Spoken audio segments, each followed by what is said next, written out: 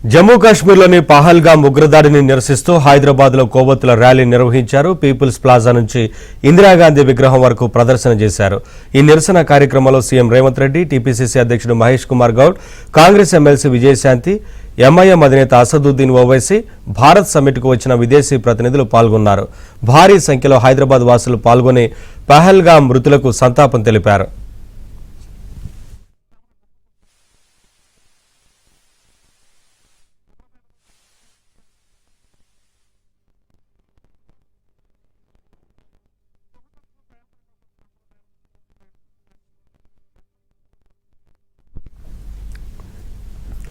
కేంద్రం తీసుకోబోయే ఏ చర్యకైనా తెలంగాణ ప్రభుత్వం మద్దతుగా ఉంటుందన్నారు సీఎం రేవంత్ రెడ్డి. ఉగ్రవాదాన్ని అంతం చేయాలన్నారు.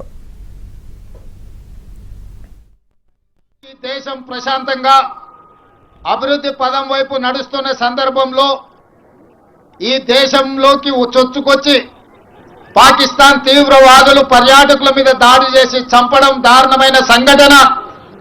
ఇలాంటి సంఘటనలు పునరావృతం జరగకుండా ఉండాలంటే భారత ప్రభుత్వం కఠినంగా వ్యవహరించాల్సిన అవసరం ఉన్నది. అదేవిధంగా 140 కోట్ల భారతీయులందరూ కూడా ఏకమై రాజకీయాలకు అతీతంగా, పార్టీ సిద్ధాంతాలకు అతీతంగా అందరము ఒక్కటై తీవ్రవాదం మీద పోరాడవలసిన అవసరం ఉన్నది.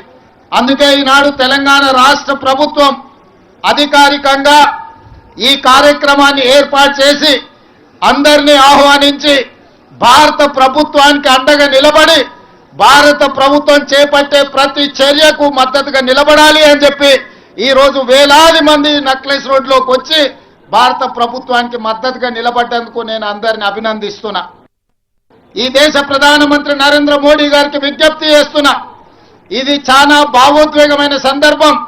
ఇలాంటి సందర్భంలో మనందరం ఏకమై భారతదేశ సార్వభౌమ అధికారాన్ని కాపాడాల్సిన బాధ్యత మన అందరి మీద ఉన్నది.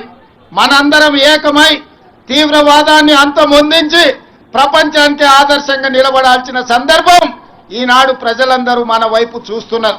అందుకే ఈరోజు ప్రభుత్వానికి అండగా నిలబడి ప్రజలందరినీ ఏకం చేసి మన దేశం మీద జరిగే దాడిని తిప్పికొట్టడానికి, దాడులకు పాల్పడి కుట్రలు పన్నిన వాళ్ళను కఠినంగా శిక్షించవలసిన అవసరం ఉన్నది. మీరందరూ ఇక్కడికి వచ్చి సంఘీభావం తెలిపి చనిపోయిన కుటుంబాలకు ప్రగాఢ సానుభూతి తెలపడమే కాదు, ఆ కుటుంబాలకు అందరికీ మనము అండగా నిలబడాలి, ఆ కుటుంబాలను ఆదుకోవాలి.